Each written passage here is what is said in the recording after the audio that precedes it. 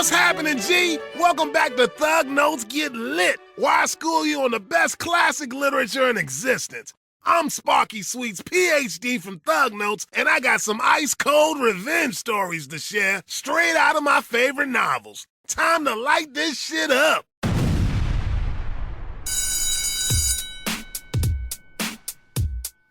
Number 5, Sin City, The Hard Goodbye by Frank Miller.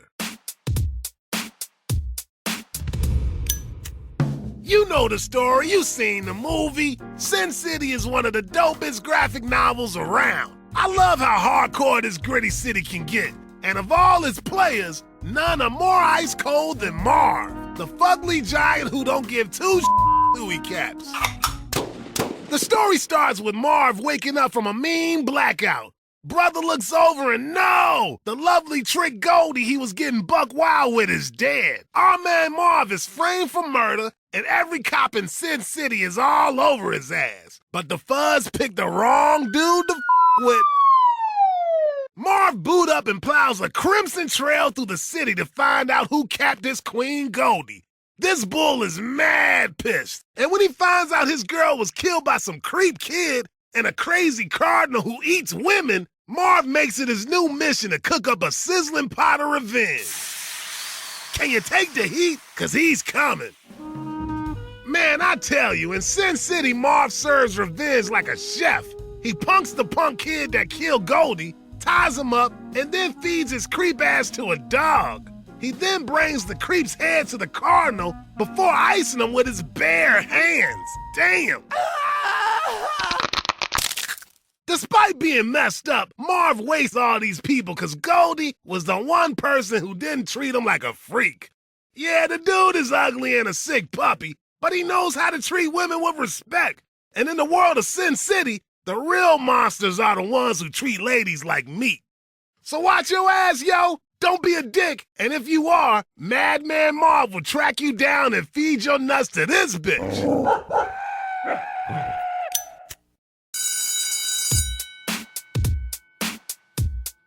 Number 4, Frankenstein by Mary Shelley.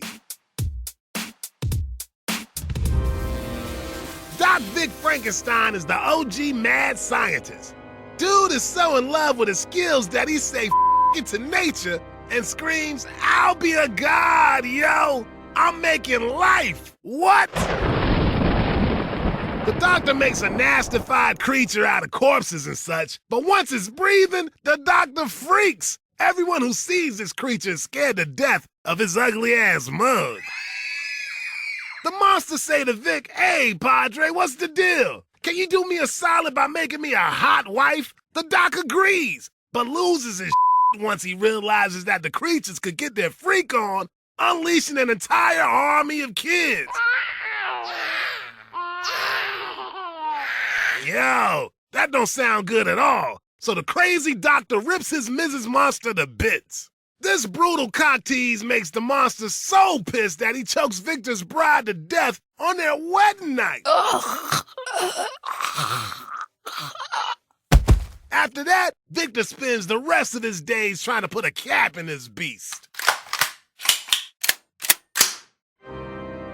Frankenstein deals out a brutal truth about the revenge biz. Sometimes it don't pan out. The monsters say he didn't get no thrills from being evil, and Victor wastes his whole damn life trying to put this freak in the ground.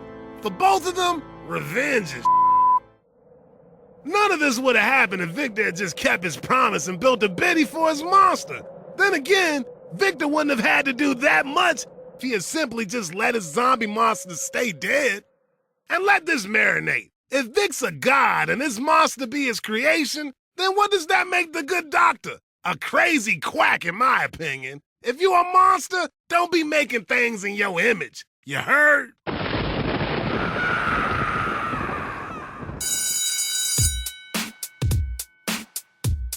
Number 3, Medea by Euripides.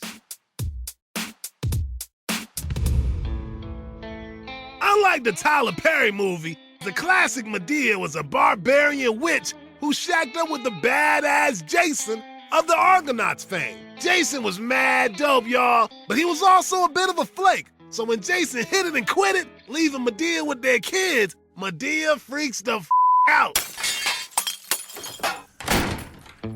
Medea be all, what the deal, Jason? I left my people to get with your ass. He says, but I still love you, baby. We could be buddies, boo. After giving Jason an earful, Medea chills and starts planning some good old school payback. She tells Jason she all sorry for acting crazy, but it's a front. Girl spinning a web, and dumbass Jason wraps himself all up in it. She asked to give Jason's girlfriend Gloss some swanky bling as a gift. Golden threads and a fly-ass crown. Aw, ain't that classy of her? All's chill until Glossy puts the bling on and immediately drops dead. Oh, turns out Medea laced them jewels with poison to kill that home-wrecking hussy. Glossy's daddy, the king of Corinth, also takes a whiff of this and he dead too. Bodies are dropping like flies, and Medea ain't even done. When Jason strolls back to her crib, he finds all their kids dead. What? Cold-blooded. Medea sowed her seeds with pure evil and reaped a fat harvest of vengeance. It's like I keep telling my homies, y'all, don't cheat on your missus, man. Especially if she a barbarian, because when it comes to revenge, they keep it old school.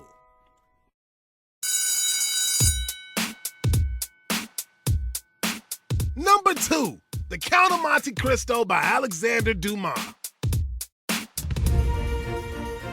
Edmond Dantes got it made. He got a sweet job, a decent future, and a fine-ass fiancée, Mercedes. But the day before he gonna get hitched, 4 jealous heads frame him for conspiring with Napoleon and throw his innocent ass in the slammer. Oh no, that ain't right. Our man Dantes is in a bind with no hope until his neighbor in the cell block tell him about a fat stack of treasure. This geezer tell Dantes all he needs to do is escape and find the stash on the island of Monte Cristo. Once he do, our boy Dantes is set.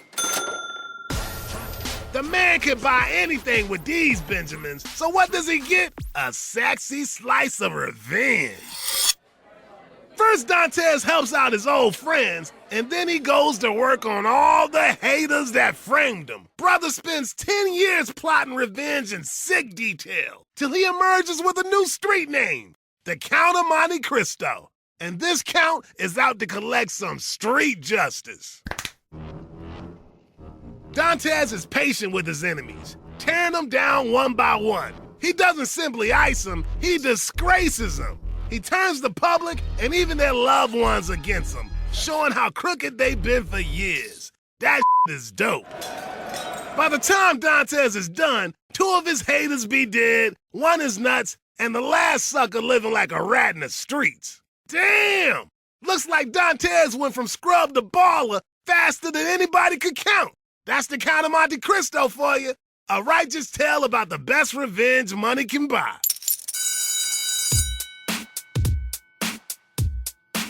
Number 1, Carrie by Stephen King.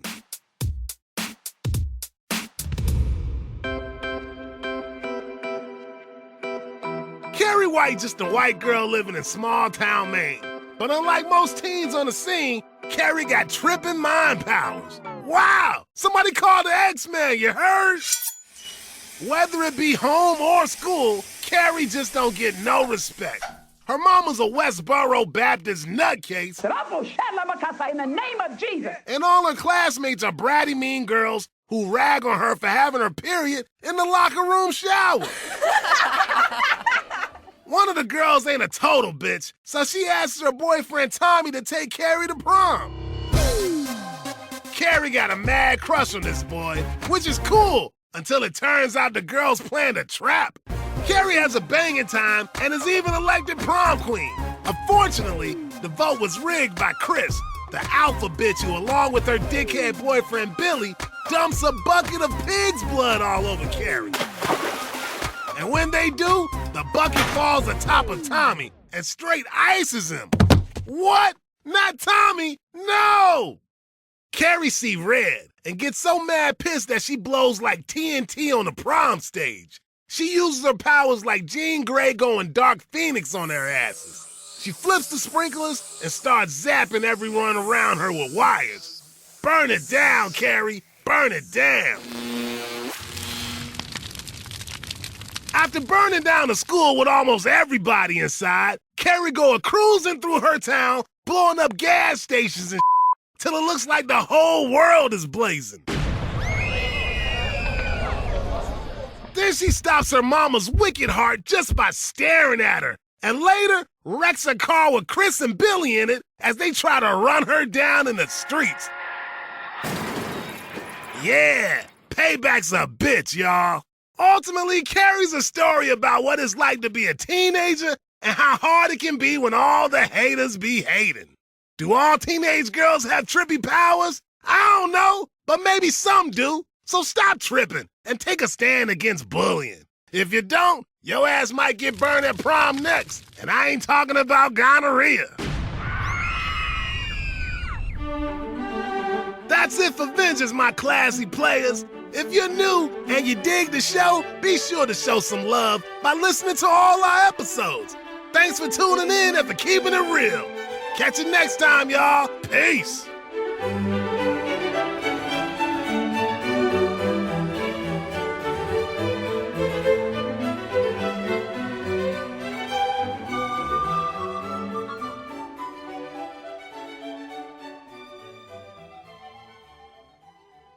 This is a Wisecrack production.